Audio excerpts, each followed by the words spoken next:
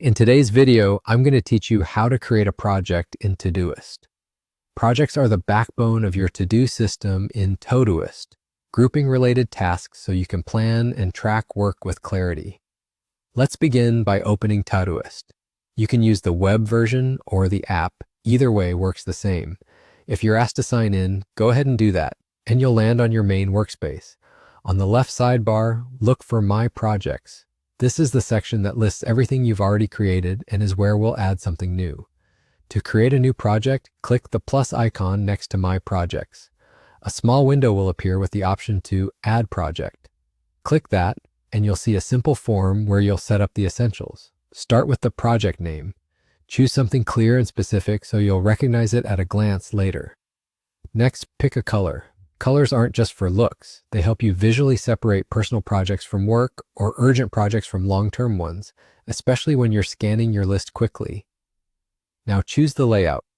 You'll see three options: List, Board, and Calendar. List is a straightforward vertical list that's great for linear to-dos and checklists. Board gives you columns you can move tasks between, ideal for stages like To Do, In Progress, and Done. Calendar shows tasks on dates, helping you plan time across the week or month. Pick the layout that best matches how you think. If you're unsure, start with List.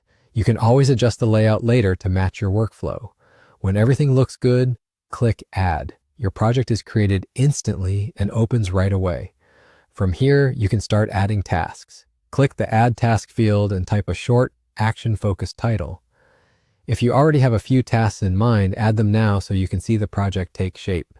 Use your chosen layout to keep things tidy. Add items in a list, move cards between columns, or slot tasks onto dates if you're in the calendar view.